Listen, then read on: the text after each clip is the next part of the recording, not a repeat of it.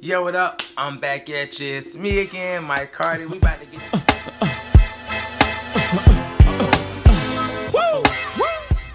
Yo, what up? I'm back at you. Yeah, we about to get into a little bit of story time. Yes, I hope y'all are doing good. I'm doing pretty good. I'm actually at work right now. My clients in the inside at camp, so I ain't feel like hearing them beat on all them drums because it's a music camp and all that noise and stuff. So I decided to come out here and told them to peek their head out if they need anything. But yeah, like I said, everything's all good. Hope y'all are just enjoying y'all's week and everything. I'm doing pretty good. Can't complain.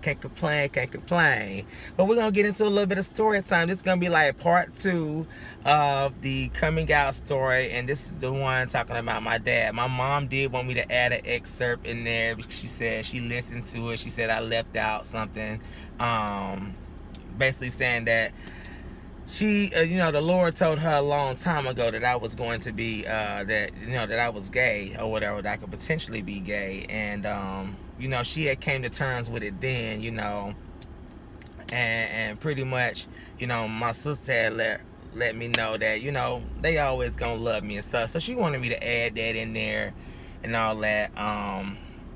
For me, I think I kind of remember just slightly a little bit different, but I'm gonna do that for my mom, make that little bit of amendment for her and all that. But anywho, let's get into my father's part.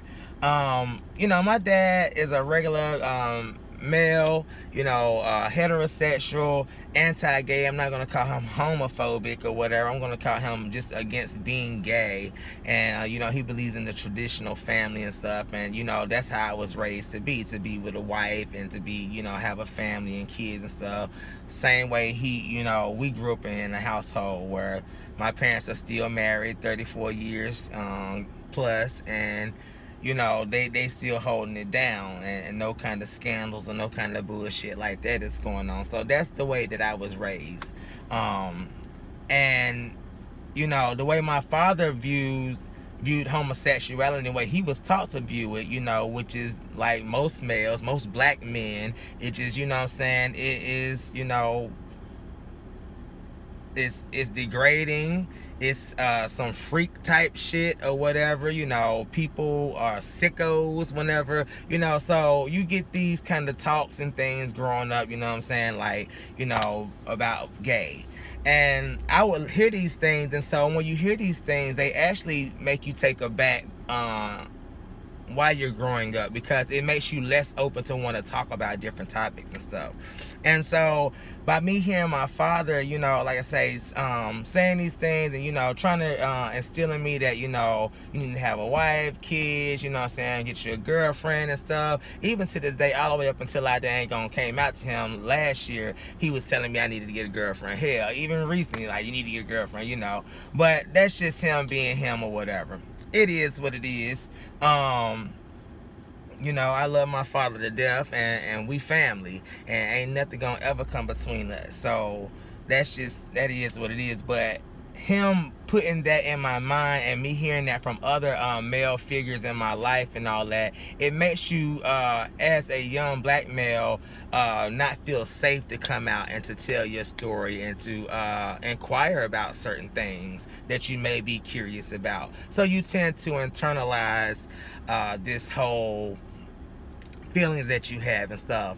And so I just remember growing up,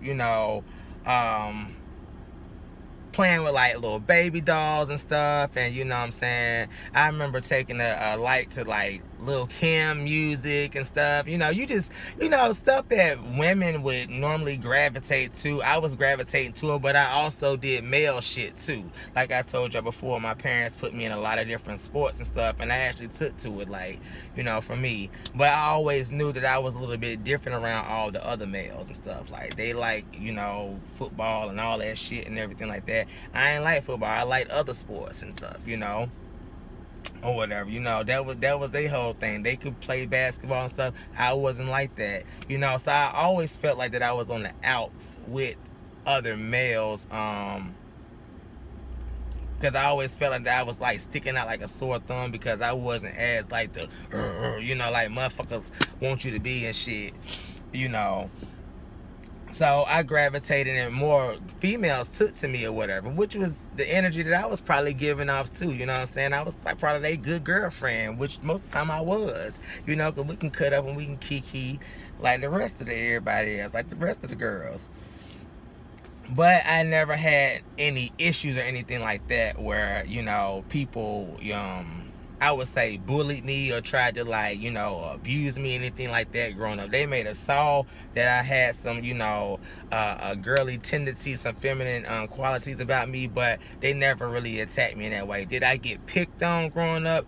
Yes, I did. In school, you know, people be like, oh, Mike, he gay, or Mike, da-da-da-da. You know, you play that shit off or whatever, you know what I'm saying? And you get your girlfriends and all that. And you do this to satisfy, you know, not only your friends, but your family as well. And, you know, I would have the girlfriends, and that would be to, you know, get people off my back and stuff, you know, and to get my father from asking questions and things like that. And it's so ironic because a few of my girlfriends, they end up being lesbians or whatever. So I'm like, I wonder, did, you know, we see those qualities in each other, and, you know, that's why we gravitated to each other or whatnot, you know, because ultimately the relationships did not work out. And you see why, because they live in their life, we live in our life. I'm living my life right now, you know.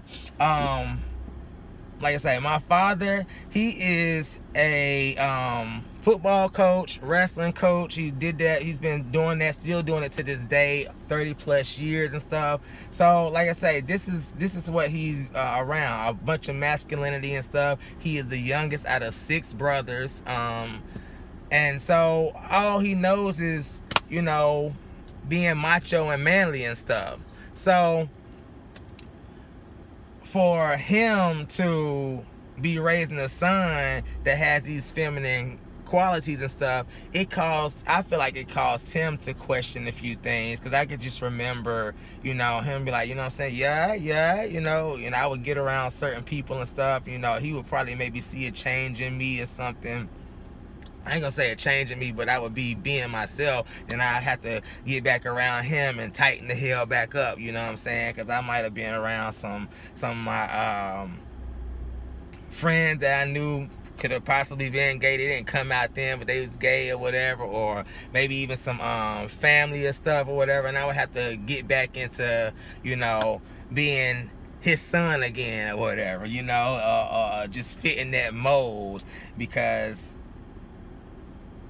it wasn't really becoming, you know, for him and all that. So, you know, pretty much that's kind of how you live your life. Like I said before, I did not start indulging and dealing with guys until I got into college, till I moved out of my parents' house. I only dealt with women while I was in my parents' house and stuff, and had sex with women while I was living with my parents and stuff. I ain't have, you know, in their house or whatever, but, you know, I was dealing while I was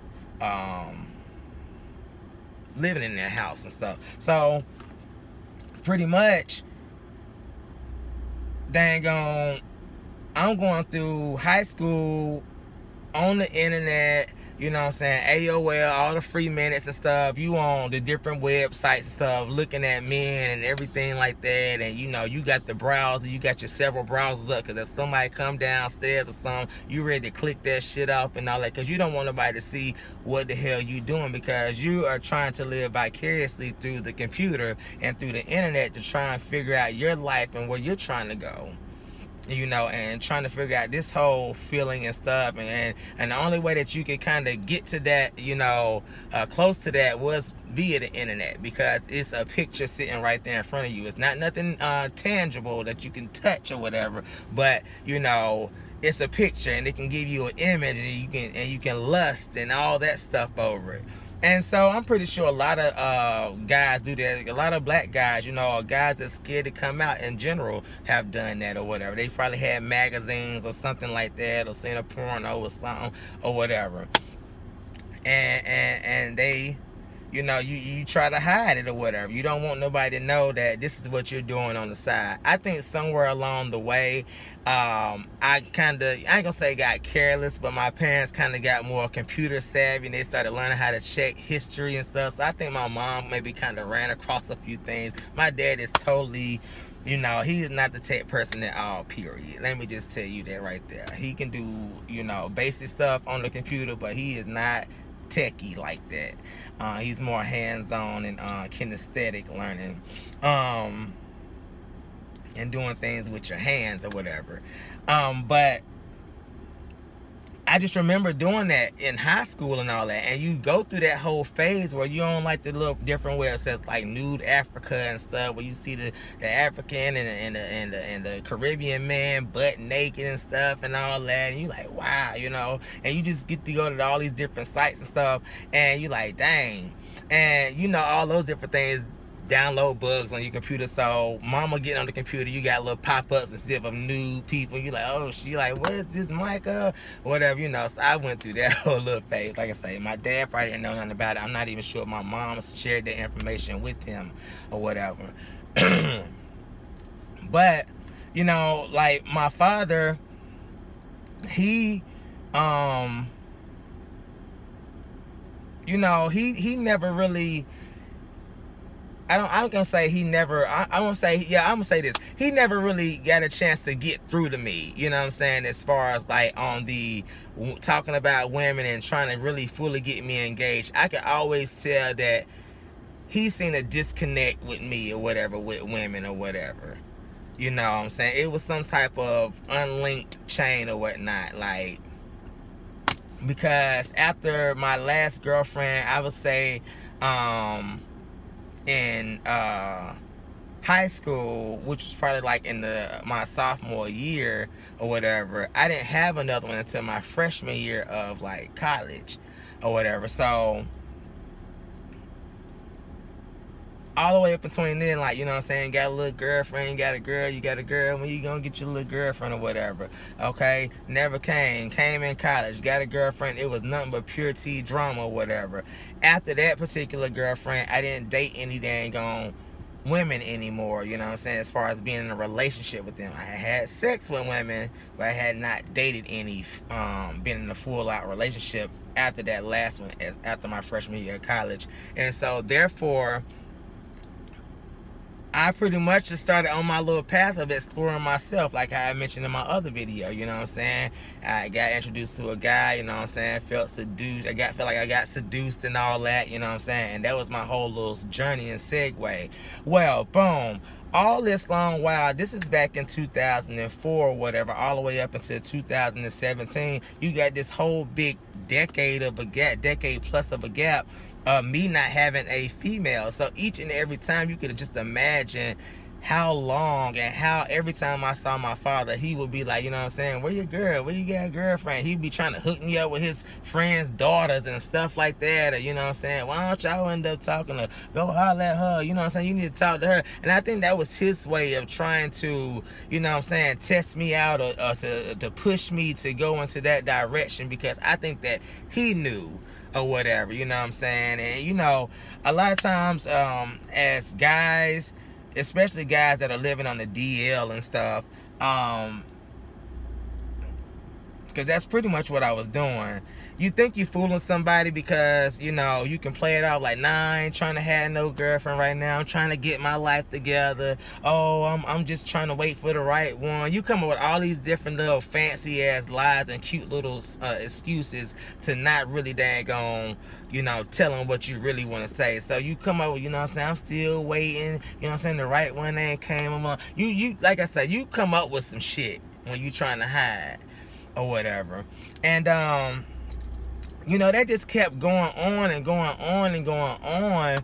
And you know, after a while, it went from when you gonna get a girlfriend to, you know, when you gonna have some kids. Because back in his, on my dad's side of the family, all of the dang on cousins, I ain't gonna say all the cousins, but a good majority of them have had children before the age of 21. period. You know what I'm saying? And that's just kind of how my family is or whatever. A lot of them have had children before the age of 21. So for me, leading up into my 30s and after I had got into my 30s, because I just turned 33, it was uncommon, you know what I'm saying? Now you got the family really looking at you like, you know, where are your kids at? Because all of them made motherfucking mistakes or whatever. I ain't gonna say mistakes because none of my cousins and family is mistakes, but all of them made some decisions to do what they did way back when, and now they looking at you like, why you ain't got you one on your hip or whatever, and where yours at or whatever, because that's what it is about them, you know what I'm saying? Continuing the circle of life. And that was my dad's whole thing, was trying to continue the legacy of, you know what I'm saying, our last name, the Hardy last name. And so, you know, that was his whole thing. Like, you know what I'm saying, I want to be a granddad. I see my brothers and them, they got grandchildren and stuff and all that, and they grandchildren is 10, 11, 12, 13, 18 years old, and here I am, I ain't got no grandchildren. So that was his whole mindset, you know what I'm saying? Because over all these years, he had done envisioned this family, you know what I'm saying? He envisioned his wife, not his wife, but his son with a wife, and then his daughter with a husband, and you know, they gonna have family and kids and stuff, and you gonna have this big magical wedding, you know what I'm saying? I'm assuming he had drummed all this up in his brain or whatever of how it's gonna go down. You know, you done got, you know, from the time I'm assuming from the time you conceive a child or whatever, and all the way up to birth or whatnot, pretty much, you know, you start making, I'm assuming parents start making plans or whatever for their child, or they have a direction in which they would envision for their child to go, and I quite wasn't meeting that direction and stuff. So you know, like I said, all the way from 2004 to 2017, this was going on. Now, boom, I had dated several people in between, had dealt with quite a few people in between, or whatever, guys that is, you know what I'm saying, and a couple of girls. And I ended up meeting my current boyfriend, Bay, like about, probably about 8 years ago or whatever. No. We had connected about 8 years ago. Like that right there. And pretty much we met, and we didn't go, you know what I'm saying, deal with each other. We dealt with each other sporadically, and then, you know, we finally met back up in like 2016. Around like the March time frame.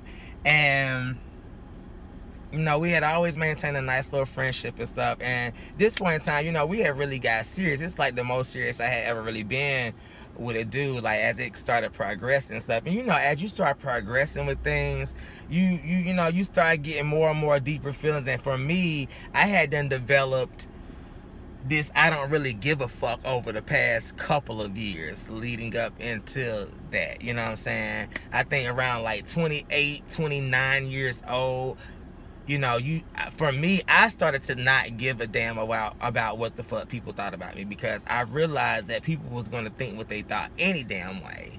So it was taking more energy from me to try to not convince them what they was already thinking than, you know, and I could be putting that energy somewhere else, you know what I'm saying, like into getting to know this guy and starting to mature in our love and our relationship and all that. I ain't got time to worry about you, because you know, I got this going on over here or whatever. So like I say, reconnected with Delvin and all this. Like I say, we still getting it going. We going, and we learning each other. We getting to know each other. So, you know, I'm developing all these feelings. You know, you develop that love, you know, that in-loveness and all this and the third. Meanwhile, I got my sister. Every time I saw my sister in life, I would say probably like the 2 years leading up into the day that I actually came out to my father, she was like on my ass, like, you need to tell daddy. You need to tell daddy. Because first and foremost, I had them on the damn down low with me, my mama and my sister, because they had been keeping it secret all the way since 2010. And I hadn't even came out, you know, to my father. They said they vowed not to never tell him. So they on the DL too. Well, I think my sister, she was just tired. She like, look, I'm tired of talking around him. I'm tired of daddy asking me damn questions about, you know, who Michael talking to and what he gonna be doing and do you got a girlfriend and blah blah blah blah blah blah. And I'm tired of lying for you, basically. So me and my sister, we would get into these damn arguments and stuff and everything. And I think every time that she came to visit, or we went to go visit her, you know, we would end up arguing, like, and Devin would be like, you know what the fuck is really going on? Like, come on, y'all supposed to be chilling, and every time y'all get together, y'all seem to be going through this little tiff or whatever over you not telling your father. So I remember,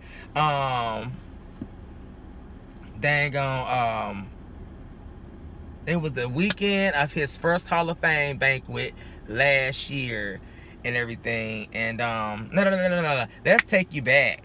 All right, let's take you back. My father and I's relationship had started to break down in 2016 when we went on a cruise. It was a family cruise, and I had wore an outfit. It was like the night of the captain's ball, and when I steps the fuck out, I steps the hell out. I mean, these scrubs is nothing, but I had on me a cute little button up, everything, some like some skinny pants and nice little loafers and all that stuff or whatever. I had them cuffed up, rolled up or whatever, and you know, and I had my little earrings in or whatever, and I forgot what the fuck my daddy said. He said something like, you know, earrings is for women or something like that, or that's for, you know, guys that no. He said a real man don't wear earrings or whatever. So I was like, So at that point right there, I'm like, okay, I done kind of slightly snapped on him or whatever, and then kind of stormed out the room, because I'm like, okay, I already feel like this, and I'm already coming into my own or whatnot. And so let me just leave before I say something really disrespectful, because I think I did say something disrespectful. I forgot what it was, because whenever I get pissed off, I snaps and I blank or whatever. And I just left. And I think from the rest of that cruise, we didn't speak for a while. Like, I kind of just went on my way, and I kind of was like, I'm not feeling that right there. Because at this point in time, you know what the fuck you're doing or whatnot. Like, you know. That's what I felt like. I felt like that, you know, you taking little digs because you don't like tattoos and piercings and stuff, and you have your own mindset on what you think guys that wear earrings are or whatever, that you just starting to say stuff or whatever. And like I said, at that point I was just like, I'm not going to be disrespectful, but I am going to distance myself a little bit from the situation. That way I do not end up being disrespectful. So boom, that right there, our relationship had kind of broke down and stuff. So, you know, we wasn't talking as normal. And mind you, me and my dad, we talked on the regular. Like, we had, you know, wrestling teams and stuff, you know, because I was a wrestling coach for 8 years. And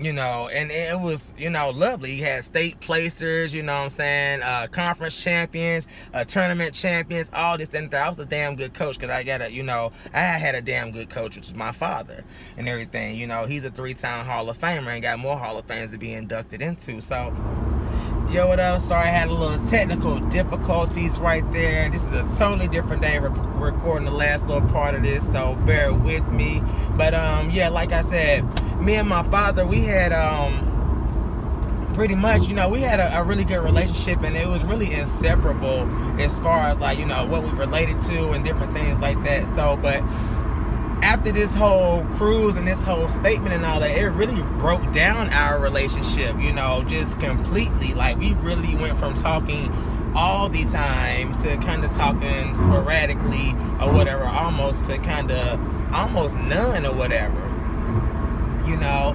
And I knew I wasn't really ready to talk to him about that, you know, and what really offended me by that situation, by that whole statement, because I knew that at that point in time, I was going to have to come clean to him or whatever, as far as like why I had offended me and all that. And I wasn't really ready to come out to my father and stuff. And I think the real reason why I was not ready to come out to my father is for the simple fact that I was trying to preserve our relationship. And that was the really big thing. I was really trying to preserve our relationship, because I'm like, you know what I'm saying, what he don't know won't hurt him or whatever. So I did what I thought was, you know, the best thing, which is just pretty much avoid him. So that I was kind of the reason why we stopped communicating, I would say, or whatever. And at the same time, he didn't really know why I was really upset and what really triggered me by that statement. Well, whatever.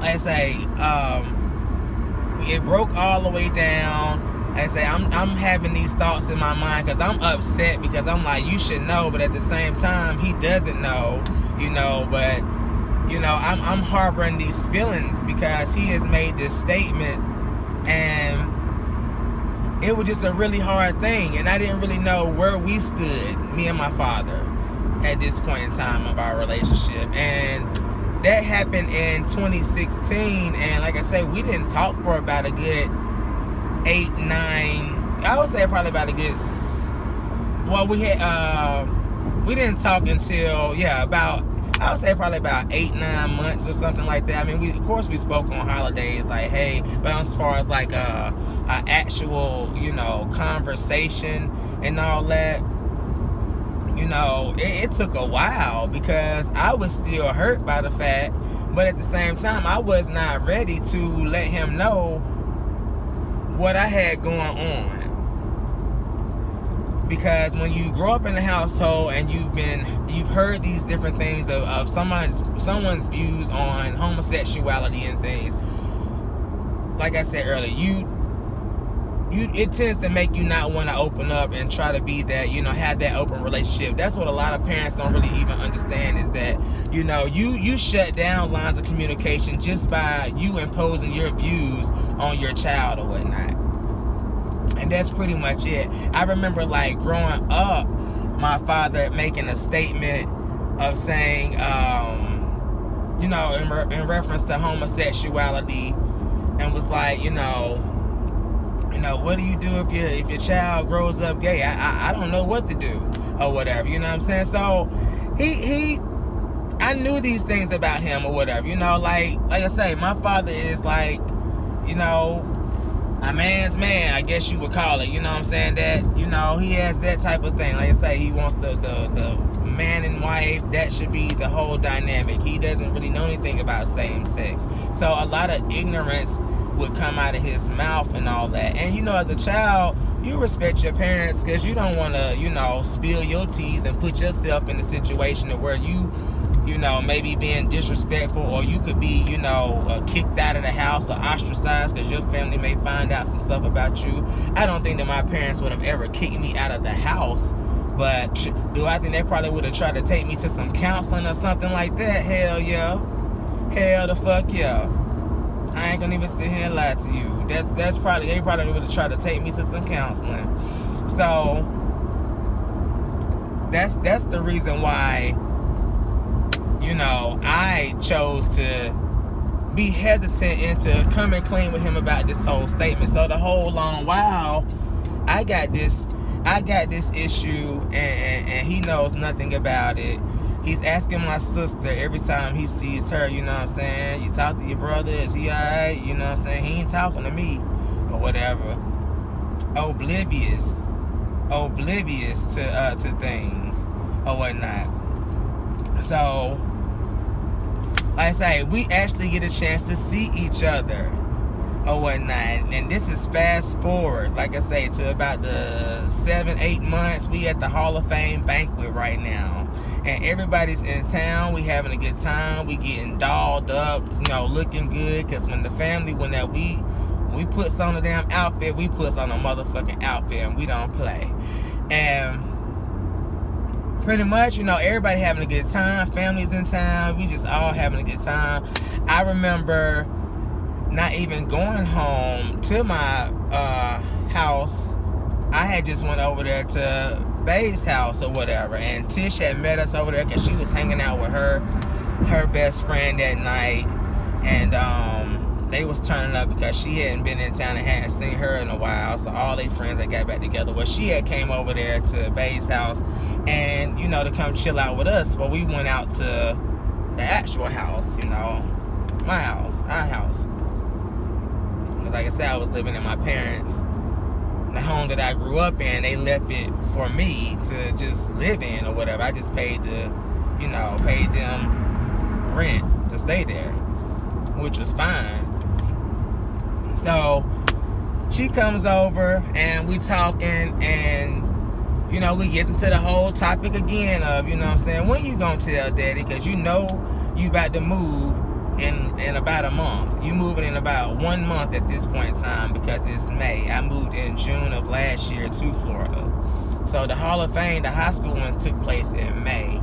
So we talking, and you know, she's like, daddy wants to come down, they're planning the trip, they plan to do all these different things, and you still haven't told him what's really going on with you. So at this point in time, normally me and her would argue and go back and forth about this whole thing, and how I was scared and how I didn't want to mess up things, and you know, I'm gonna get there, and you know, I'm gonna finally build up that courage. But this time I was just kind of quiet and just letting her talk, because at the same time I'm listening to her and I'm like, you know what, you got a lot of valid points here. What the hell I'm gonna do? How I'm gonna move? And they thinking I'm moving. Well, he's thinking that I'm moving by myself, because my mom and sister knew what it was. They already knew. In 10 miles, take exit 9 to merge onto I-75 towards Ocala. Why the fuck did you have to come on? And I already know that. You didn't have to give me a midways update, okay? Sorry about that. That was Miss GPS, the girl trying to keep me on the right track. So it made a lot of sense, because he's the only one that's left out the loop about Delvin being a part of the move. That's my boo's name. Sorry, I threw it out there. Hell, fuck it. So, and some of y'all already know that anyway. So,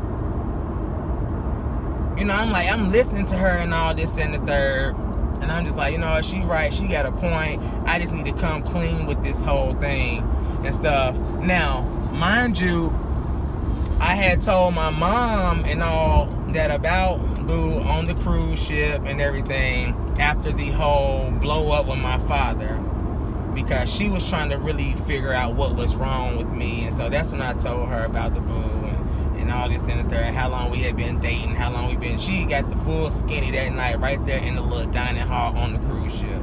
So I was just talking to her, and she was just, you know, telling me, like, you know,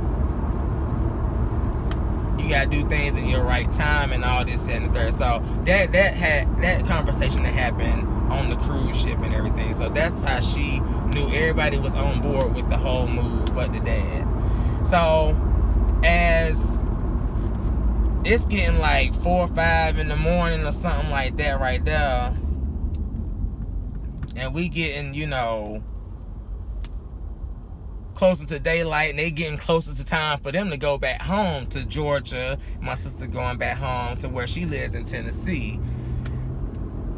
And I know I got to go home first and foremost to see them off, and to pretty much, you know what I'm saying, get them a hug and a kiss and all that, you know.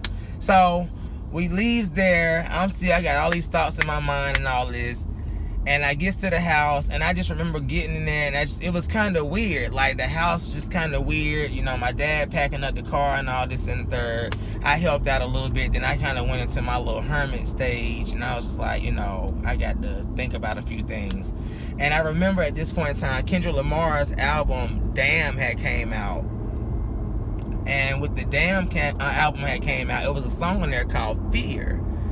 And that song, I just kept playing it on repeat that whole entire morning or whatever, because I was so scared. But I knew that this was the defining day right here. This is the day after his Hall of Fame banquet. This is the day right here that I have to tell him, because the next time I see them, I will be in Florida.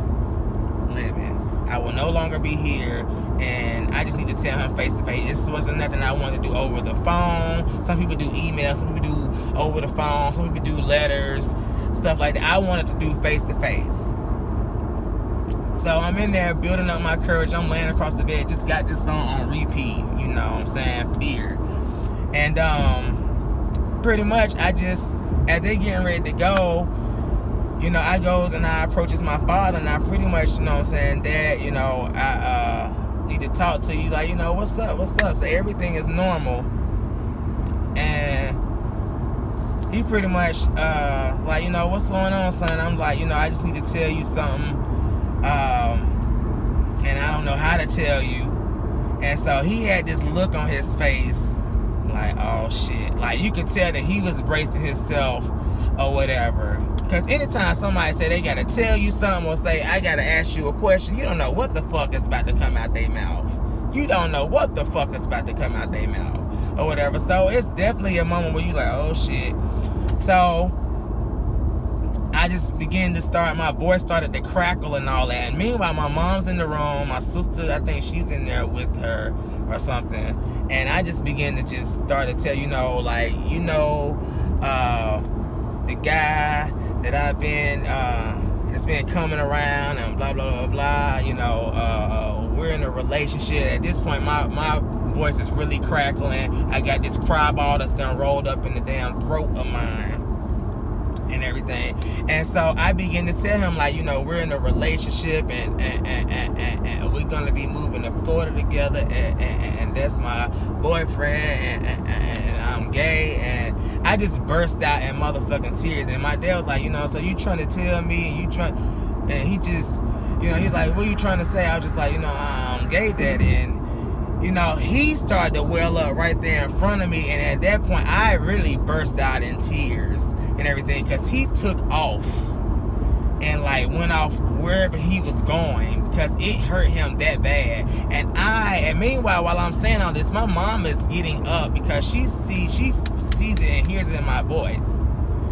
And as he takes off, my mom just grabs me and hugs me or whatever. It's like, it's gonna be okay, you know, I'm glad you got it out, it's out there now, you know, you don't have nothing to worry about, you know, we still love you, you know, your father is he's just gonna have to take some time to digest all of this, and you know, it's gonna be all right, and I love you, you know, you my son. And my sister, she comes up hugging me like, you know what I'm saying, I love you too and stuff. And meanwhile, I hadn't seen my dad. I guess he went outside to go get himself together, start packing, you know, keep packing, or, you know, just to, I don't know, maybe he went outside to cry or something, not sure. So I don't know what was doing, because I didn't see my dad for about 5 months after me saying I'm gay and him running off. Like, I didn't see him. So, but we did have a conversation. I'm going to do a part 3 of this and talk about the conversation that me and him had. Okay, this is just part 2. So I goes back in my room, and I'm just listening to the song again. I keep playing it some more, and I think I listened to it probably about 5 more times. And then the song was just like, you got to change the damn track. I actually, you know, I was like, okay, it's time to change the track. And I just felt really good. And it was like a weight came off my shoulder, but at the same time, I knew that me and my father's relationship, which I was trying to preserve so long, was, at this point in time, we had a big rift. You know, because it's like, I done pretty much broke down to him what's going on with me and revealed to him his biggest fear. And not only that, his biggest fear, my biggest fear as well, which is to lose in my 2 miles, father. take exit 9 to merge onto I-75 towards Ocala. Girl, I'm gonna need you to stop giving me updates, okay, girl? Anywho, so my biggest fear was me and my father not having a relationship.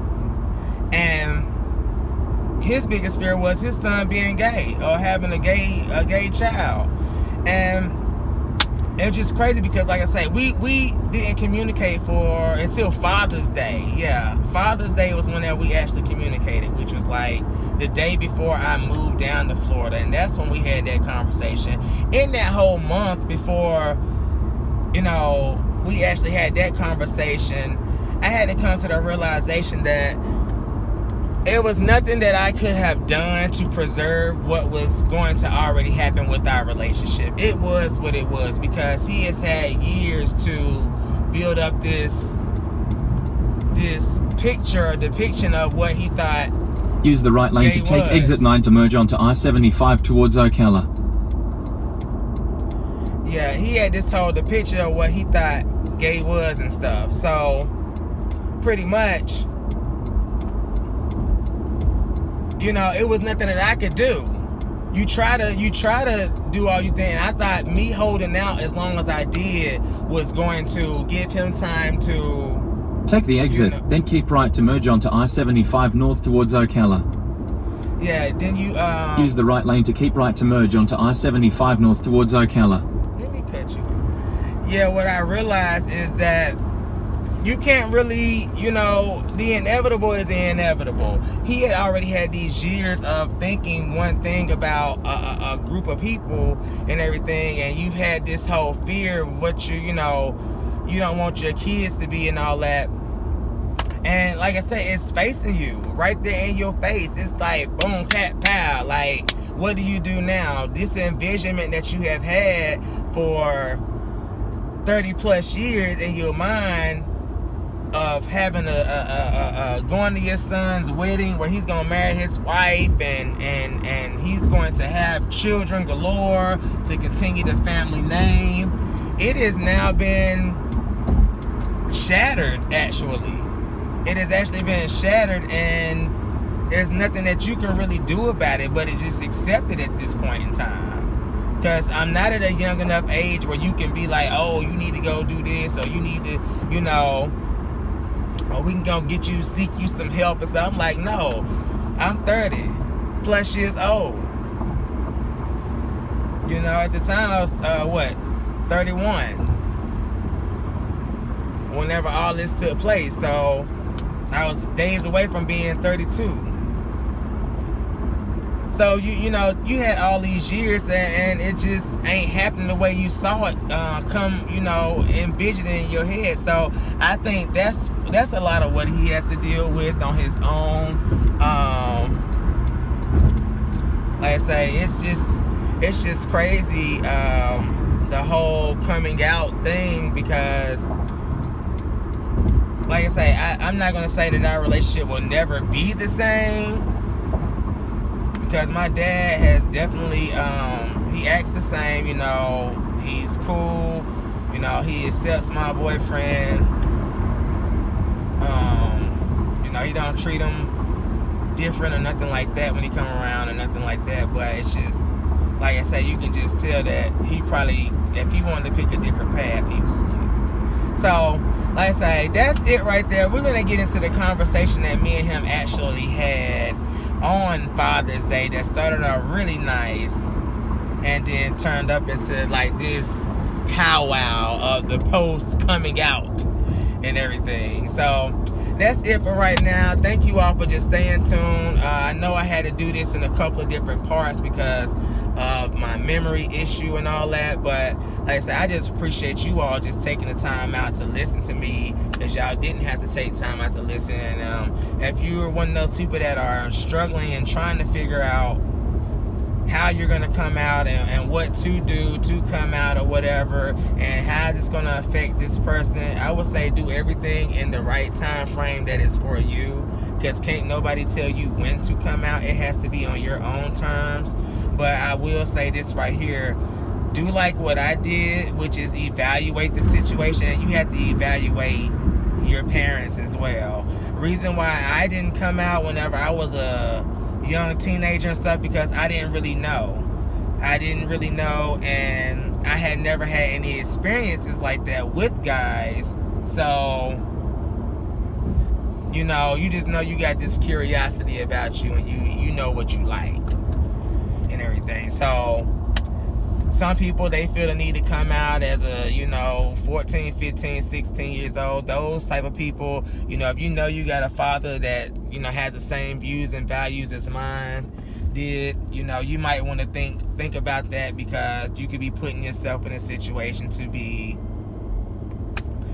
set up for a future that you don't want to live ultimately.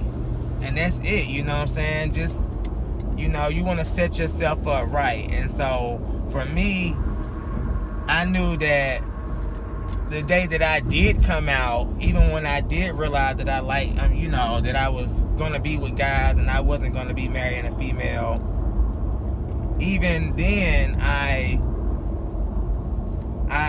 pretty much